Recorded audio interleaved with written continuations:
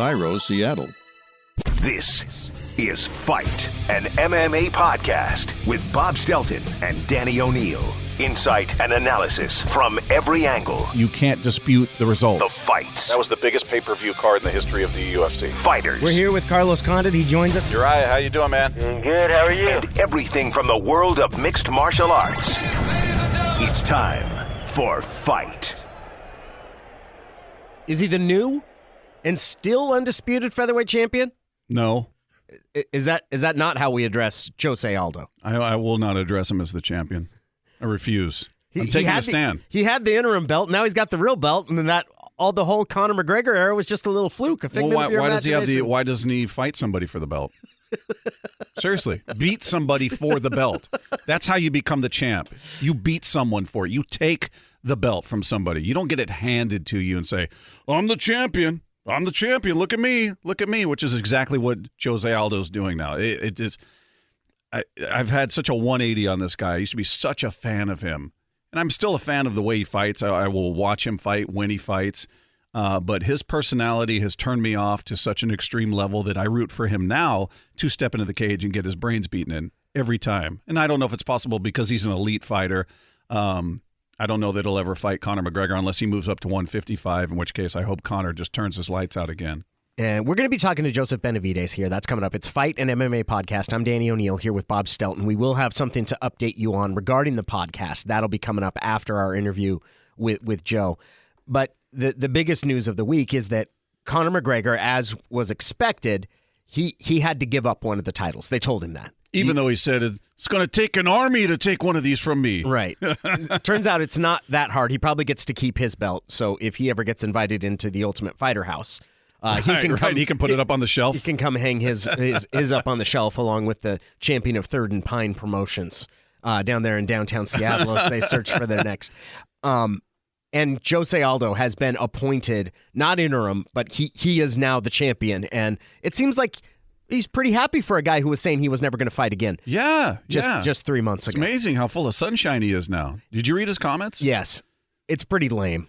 Here are a few of his comments for those of you who haven't heard him. He said, quote, "I knew for certain this would happen."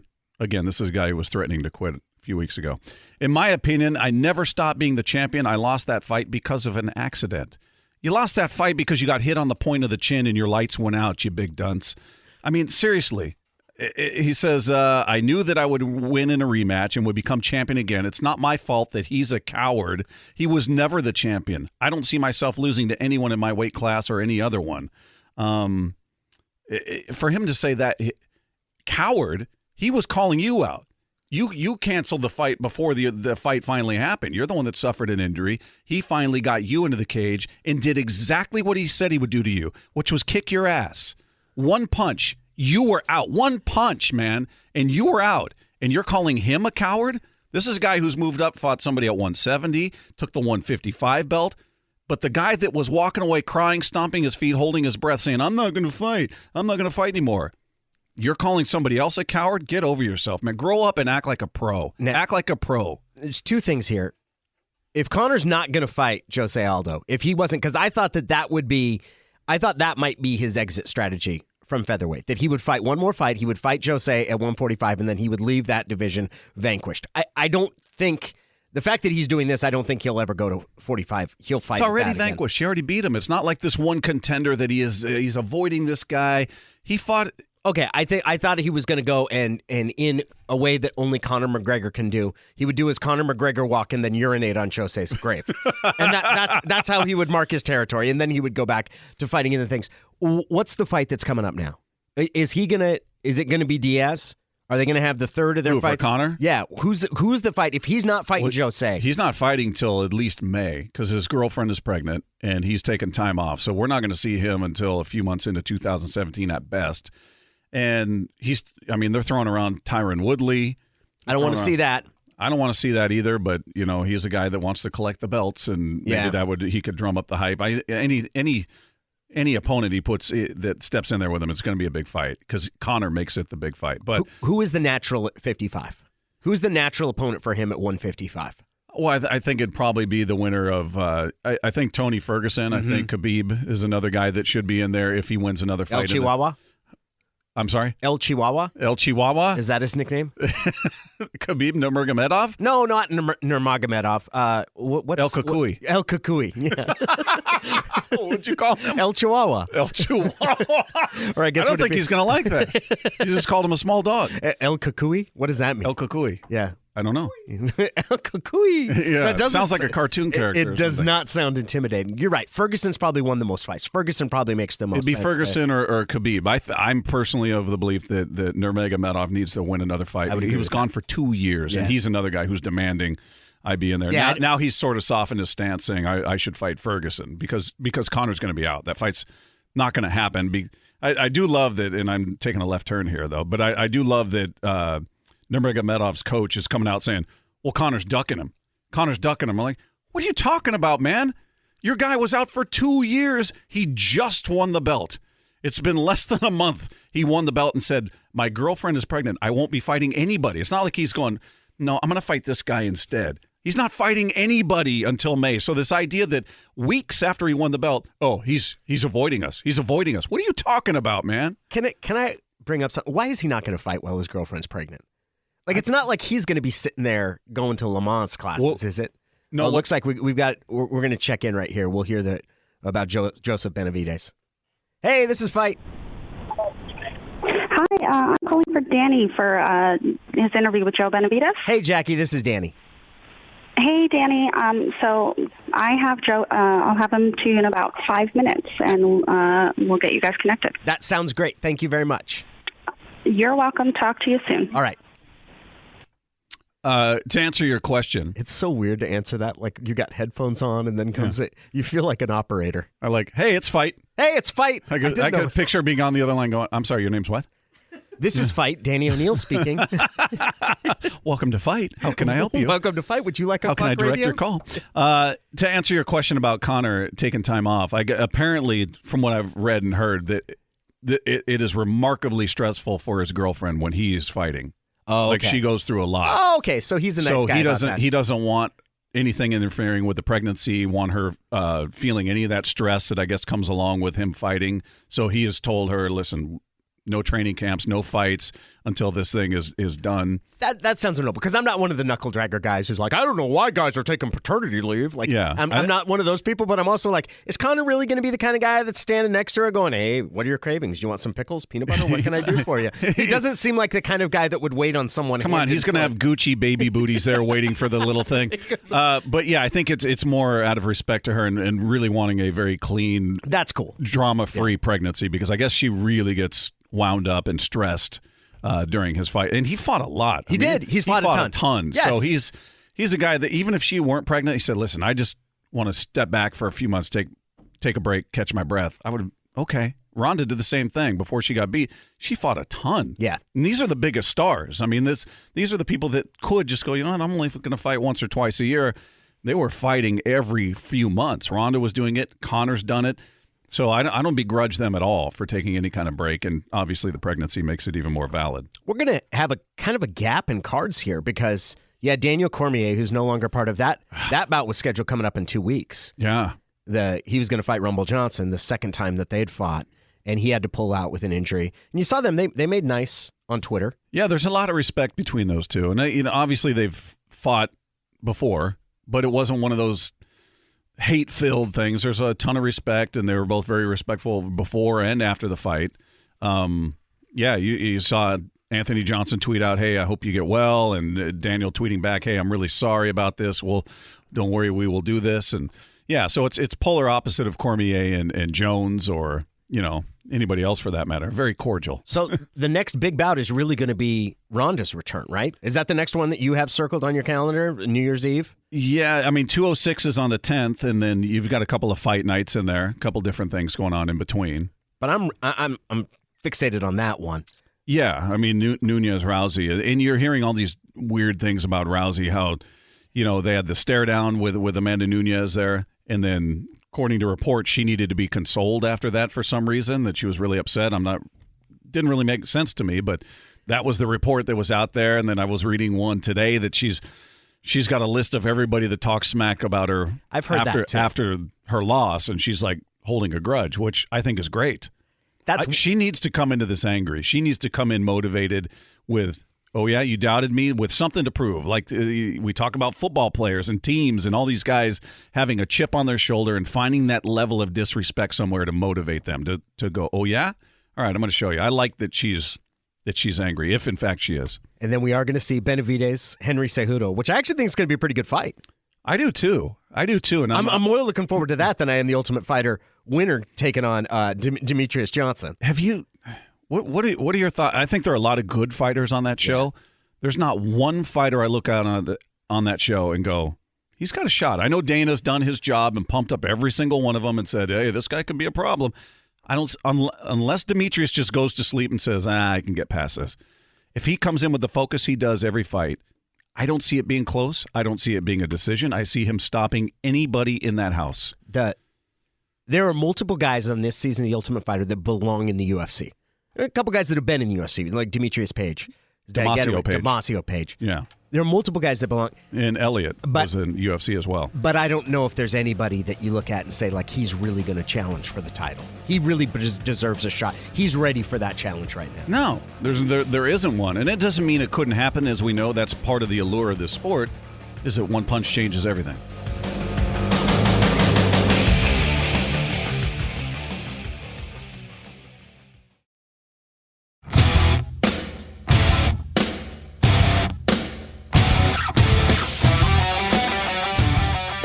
We got Joseph Benavidez. He's joining us now as we get in the cage.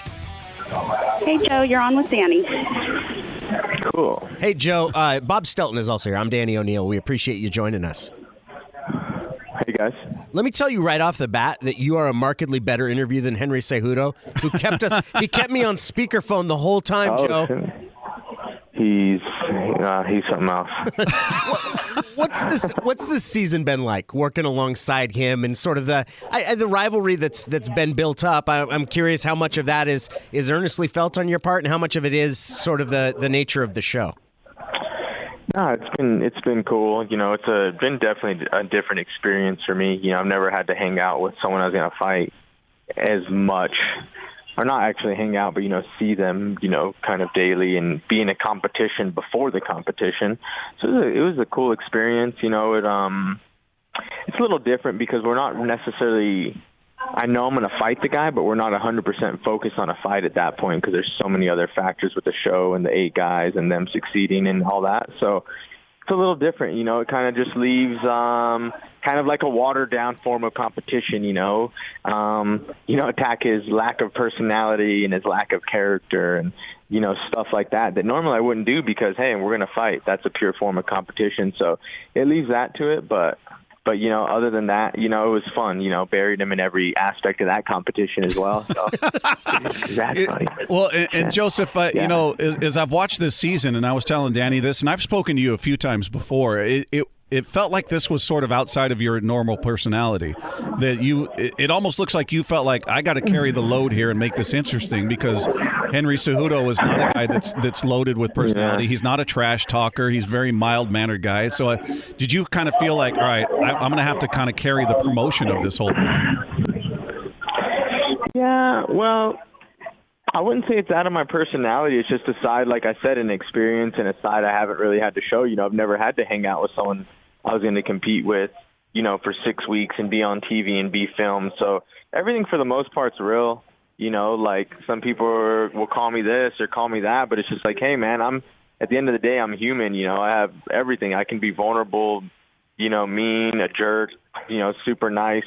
Some might even call me a role model. Some might not. But anyway, you know what I mean? It's just that's all aspects of it. You know, I'm not acting like anybody else, you know, which is, I feel, you know, that's kind of what Henry does is, you know, he's going to say what, you know, he thinks, you know, he needs to say or should say, where it's just like, you know, that was kind of the deal. But also, so there wasn't a point where I felt like I had to, you know, carry a load. I mean, if it looks like that, it is probably because he definitely has a lack of, you know, character and personality. But, you know, it wasn't anything that I thought like, oh, I made a conscious effort to do. It was just like, you know, this is part of it. And, you know, for people saying like, oh, that didn't seem like me, I think it's just like, you know, you never had to see me in that situation, and I've never been in that situation. So it is new, but for the most part, that's it's all for real stuff.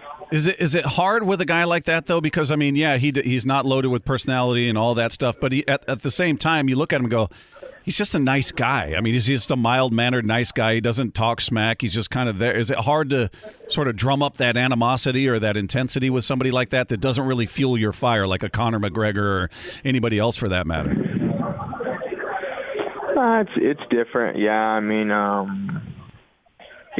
could look at him in a way and be like, hey, the guy's harmless, but like in that realm, of like trash talking and stuff, but he more just does like dumb stuff that like, you got to call him out for. And he's done some things, before in the past that, led to this whole, me not enjoying him. And it was nothing like bad-hearted or anything, but, just stuff that I guess it was more unprofessional to me and disrespectful.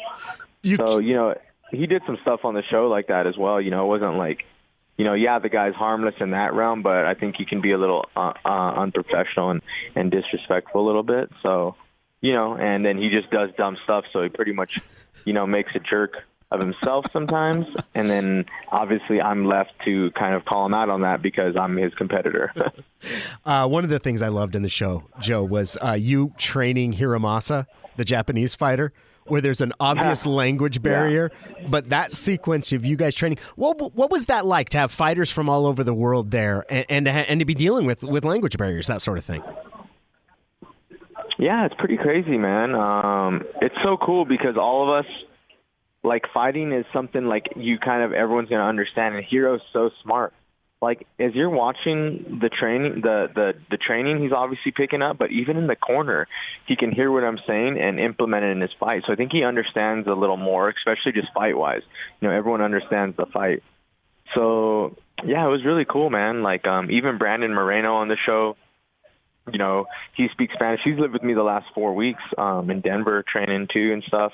And it's just cool because we can all still get along despite the language. Like, MMA is a big family, and we all have like each other's best interests in mind, and you can kind of feel that more than like just the details. Obviously these guys are great and cool, and I would love to know them on, that like deeper level where you can talk to them about everything.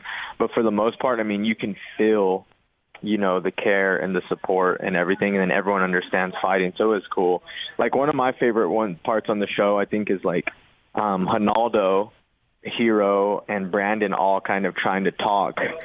They all speak different languages and are kind of trying to get it together in like broken English. So for some reason, everyone always resorts to English, And it's just funny, like, three guys that don't speak English talking broken English. And I love that. Like, I've had like, and it's just so funny, like, seeing that translation happen, So it was probably different for everyone in the house. We had the Brazilians, the Japanese, the Mexicans, and it was it's pretty fun, man. But at the end of the day, everyone's a big family, in MMA. So, you can feel that, despite any language. You said Brandon's training with you.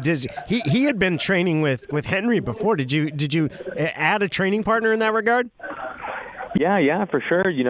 Just made a great connection on the show. Like I said, despite the language and everything, like, I think a bunch of people were like, hey, you don't even speak Spanish or something. It's just like, what? Like, we're fighting. Like, we're like, we speak real talk. Like, that's another language you guys don't understand.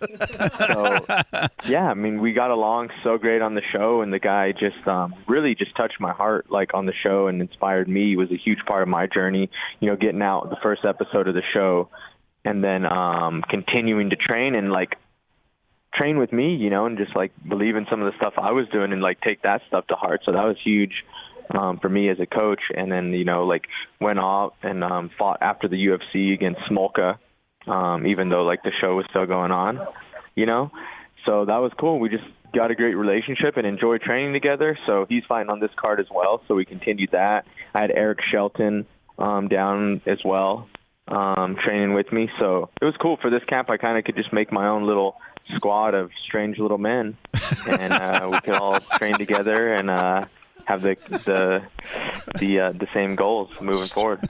Strange little men. That's a good term. It's like a team name. You guys are like your own superheroes. Yeah, strange little men. Joe Benavidez and his strange little men. Hey, Joe. That's the team. I've watched this whole show and I've watched it every season, and I'm looking at these guys, and Dana's doing his job. He's pumping up every guy, saying, hey, this guy's wrestling could be really problematic for Demetrius, or this guy's stand-up could be really a tough night for Demetrius. And I'm watching these guys, Joe, and if I'm being honest, I look at them and go, man, there are a lot of good fighters in this house, but I feel like Demetrius is just on a different level. I don't look at any of them and go, wow, he's got a shot. I know 4-ounce gloves, anybody's got a shot, but skill-wise, I look at it and go, I mean, you know better than anybody. You fought Demetrius twice. I just don't look at anybody in this house and go, yeah, I feel like this could be a really rough night for Demetrius, because I don't see that. Yeah, no, I wouldn't say that at all. I think everybody on any given day has a shot against anybody, especially these guys. I mean, they're all champions in their own right, and they're there for a reason. So, yeah, it's hard to look at. Like, Demetrius hasn't shown a weakness where anybody could say, oh, my God, this guy's going to give him hell. But any well-rounded fighter with a champion mentality, which all these guys have, can go out and give another person, issues. Just the thing is, we haven't seen Demetrius in those situations. I mean, we've seen him challenged and everything. So I honestly think everyone on this show, could give him a competition. Now we're going to come down to one. And, looking at this also, the one guy that comes out of this, he's going through stuff. He's becoming a better fighter in person going through this stuff that Demetrius isn't going through, that no one's going through. Making weight 4 times, fighting 4 guys in the span of 6 weeks. That makes you a better fighter. You say you get better with every fight, every experience. And these guys squeezed in 3 years of fighting into a 6-week span, so they're coming out of this show even better, fighters than they were. So the winner of this competition is stronger just for that. And already skill-wise, I mean, all these guys were there because they could give Demetrius a battle. So it's going to be interesting. He is Joe Benavidez. You can see him. He'll be fighting Henry Cejudo on December 3rd. That fight is on Fox Sports 1, part of the Ultimate Fighting Championship, the Ultimate Fighter Tournament of Champions. Joe, best of luck, and we really appreciate you taking the time. Yeah, thank you, guys.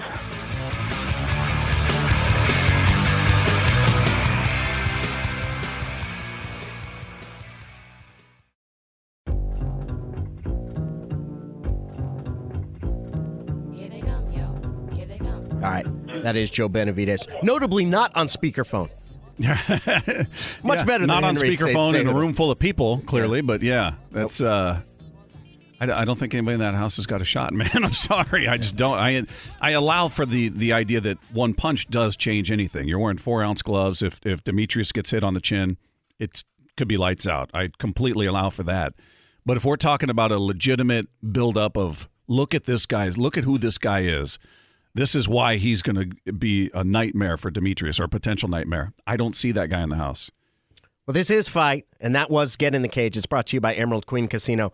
We do have kind of an announcement, because going forward, the podcast is going to be suspended for the time being. That's the correct phrasing for the step we're taking. I prefer hiatus. Hiatus. Till after the football season. Till after the Seahawks season. That's right. When apparently, hopefully, my health will return. Because they're worried about my shingles. You're wearing yourself down to a nub. I got shingles. Yeah. I'm feeling very uneasy being in the same room with you right now. My germophobia is really active right now. Bob tossed around the idea of having you on a wireless in the corner. No kidding. No, on the outside of the studio. Oh, really? And we would just look at each other through the glass. And because you're kind of worried, because there's some dispute. So people, I guess I should explain it. Last week my back got really sore, and which I just assumed because I'm fat. and that I hadn't addressed that. So eventually you're going to have some of those sort of problems. And it kept hurting. And it really, it felt not like it does when you throw your back out and you get in that wrong moment and the nerve is pinched. Yeah. But it just felt really sore. And I'd wake up in the middle of the night and I'm like, what the hell's going on? And then Saturday and Sunday I flew to Tampa. It got worse when I was in Tampa. It turns out I have shingles, which is the chickenpox virus reemerging. Is my understanding. Sounds awful. And it comes out in a horrible rash that currently right now starts what I like to refer to as my tail patch. It's the little patch of hair above my butt crack. It starts there and kind of works its way around, and I got a nice solid angry red streak in my inner thigh. So they're worried about me. And so part of the temporary hiatus here is that we won't be doing fight for the next few weeks. Yeah, so we'll still be doing Get in the Cage. Correct. We'll still be doing interviews each week. We'll be brought to you by Emerald Queen Casino. Right. So that part will continue, and then you'll heal up. I feel responsible for this. Well, I blame you. Feel so like I'm it's glad my you do. weakness. I'm blaming you. See, I was worried that because I didn't want to add to your stress because there's debate about whether or not you've had chickenpox. I can't give anyone shingles. However, I can give someone who hasn't had chickenpox, I can put the pox on them. Yeah. Really? Yeah, I can put the pox on them. See, Danny told me yesterday, he goes, he asked me, have you had chickenpox? I said, I don't know. I think I did as a little kid. Not sure. I was actually going to go see my parents last night. He goes, well, ask your mom. So I asked her, and she said, yeah, you had them. I said, oh, okay, good, because I have a coworker that I'm working with that has shingles, and I want to catch. She goes, oh, well, that makes you more susceptible to shingles. And I went, Incorrect. well, no, that's not right. She goes, it is right. I said, no, that's not what I've heard. She goes, yes, it is. Be careful. So she knows me, obviously. I'm her son. She knows what a germaphobe I am, how the lengths I go to avoid sickness. She used to wash you in that bathtub like the beginning of The Aviator. Exactly right. Exactly right. She understands when I was a little kid, if I got my hands dirty, I would cry. This started at a young age. So she knows my streak of going without being sick. I don't call in sick, and she just added to it.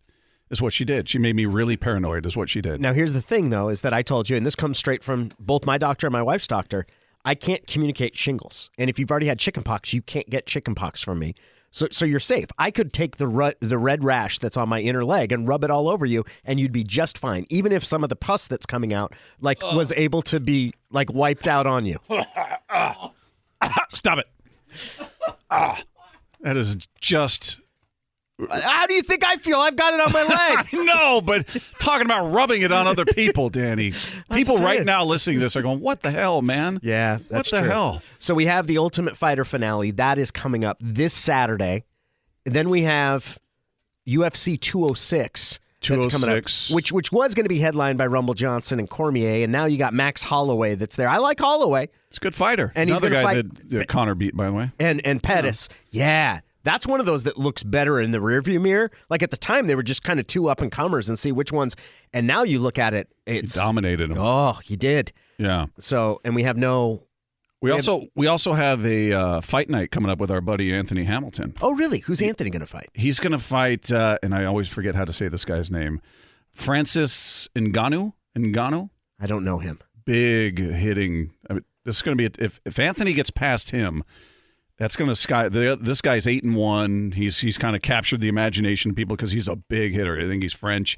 He's he's a big dude. He's listed at 6'4", 260, but he's a big power punching Don't you wrecking always machine. kind of assume though that the French are going to roll over?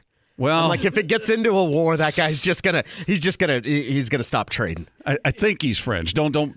I think he is. I don't want to label him that, but he is just a big, strong, tough guy. Now he hasn't fought the elite in the UFC yet, but he's sort of kind of captured the imagination of people. Like, this guy can do some damage. So if Anthony beats him, that's a big deal. And I should be clear, I love the French. I love the statue they gave us that completely turned green. I love the Vietnam War. Wait, it wasn't green when we got it? No, it's copper. Okay. I love the Vietnam War, which we inherited for them. I love the French. I love the French. Oh boy, I can tell. It's oozing out of you. Yeah, like your sores. Yeah. So I guess this is a thank you for listening. We will be publicizing it when the hiatus ends, and we appreciate sort of all the support that we've gotten. I think the best way, if I may chime in, for people to stay in tune with exactly when we're going to be back and all the stuff, because we have things planned, actually, is to follow Fight MMA Podcast on Twitter. We'll let you know when developments happen as they happen. All right. There you go. Bob, I apologize for getting the pox. It's not your fault. Well, just get rid of them. It is kind of. Just get rid of them, man. And all of you out there can be thankful that you're not sitting in the same room with me as I'm talking about rubbing my pus-oozing legs on you. I'm gonna go disinfect. There's got to be Clorox wipes around here somewhere. Thanks for listening to Fight, an MMA podcast.